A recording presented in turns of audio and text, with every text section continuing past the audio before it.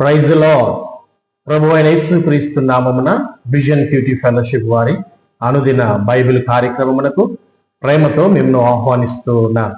ప్రియులారా, నేటి దినము కొరకు ఏర్పాటు చేయబడినటువంటి లేఖన భాగము యెషయా గ్రంథములో నుండి 18వ అధ్యాయము 1వ వచనం మొదలుకొని 19వ అధ్యాయము 15వ వచనం వరకు. ఈ యొక్క లేఖన భాగంలో నుండి మనం 19వ అధ్యాయంలోని 12వ వచనం మొదలుకొని 16వ వచనం వరకు మన లేఖన భాగాన్ని మనం చదువుకుందాం. నీ జ్ఞానులు ఏమైరి? సైన్యములకు అధిపతియగు యెహోవా ఐగుప్తును గూర్చి నిర్ణయించిన దానిని వారు గ్రహించి నీతో చెప్పవలెను కదా.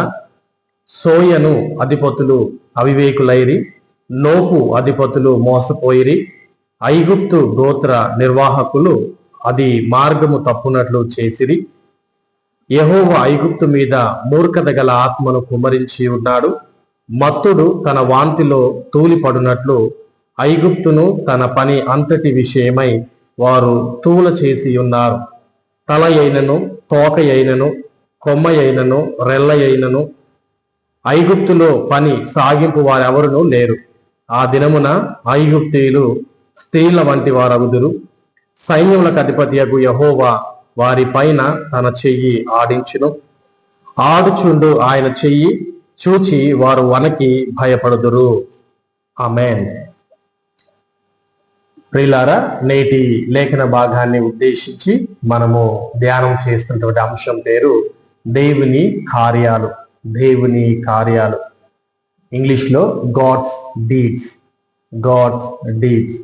ఈ యొక్క లేఖన భాగాన్ని పూర్తిగా మనం చదివి ఆలోచన చేసి గ్రహించే విషయం ఏంటంటే, అష్షూరు దేశం వారు తమ శక్తి విస్తరిస్తున్న సమయంలో కూషు దేశం అష్షూరుకు వ్యతిరేకంగా ఏర్పడిన కూటమిలో చేరాలని యూదాను కోరింది. దేవుడు ఆ కూషీలను వెనక్కి పంపివేసి అష్షూరుకు తీర్పు తీరుస్తాడని యెషయా ప్రవక్త ప్రకటించాడు. దేవుడు నిశ్శబ్దంగా తన ప్రణాళిక వైపు పనిచేస్తాడు.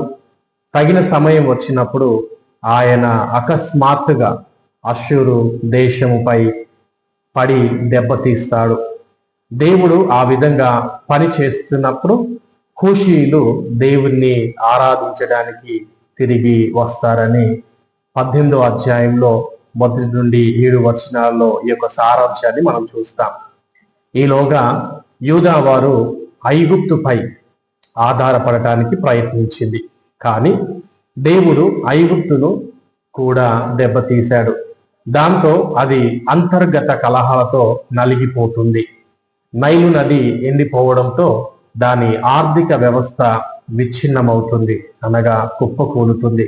మరియు వారికున్న జ్ఞానం అంతమైపోతుంది, అనగా వారికి ఉన్నటువంటి జ్ఞానం అంతమైపోతుంది అని ఈ యొక్క 19వ అధ్యాయము 1వ వచనం మొదలుకొని 15వ వచనం వరకు ఉన్నటువంటి వాక్య భాగంలో ఈ యొక్క సారాంశాన్ని మనం చూస్తూ ఉన్నాం.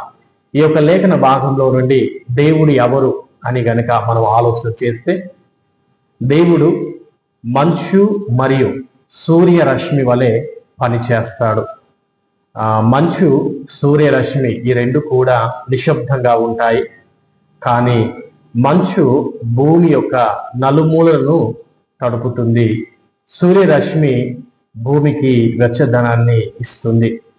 మన కళ్ళకు లేదా చెవులకు ఎలాంటి తీవ్రమైన మార్పులు కనిపించకపోయినా దేవుడు ఎల్లప్పుడూ ప్రపంచవ్యాప్తంగా తన ఉద్దేశాన్ని నెరవేరుస్తూనే ఉంటాడు అని ఈ యొక్క ఉదాహరణ ద్వారా మనం అర్థం చేసుకోవచ్చు.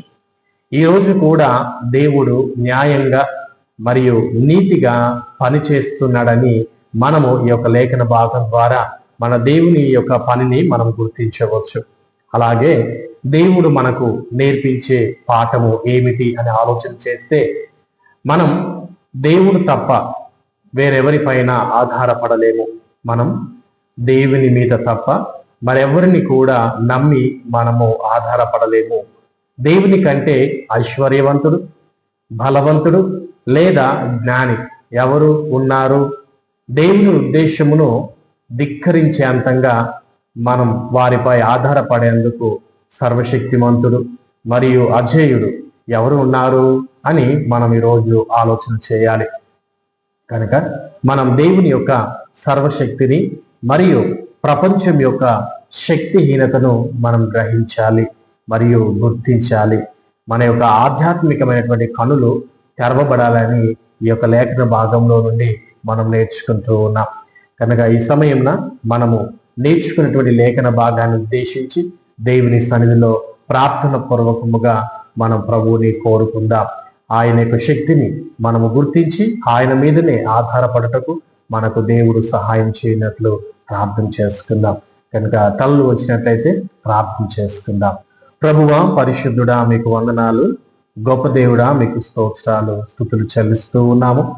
ప్రభువా, మీరు చేసేటటువంటి గొప్ప కార్యాలు, ప్రభువా, మీ యొక్క శక్తి ద్వారా, మీ బలము ద్వారా మీరు జరిగించేటువంటి గొప్ప కార్యాలను మేము గుర్తించి ప్రభువా మీ మీదనే ఆధారపడుటకు మాకు సహాయం చేయమని కోరుకుంటూ యేసు క్రీస్తు నామమున ప్రార్థించుచున్నాను నా తండ్రి, ఆమేన్.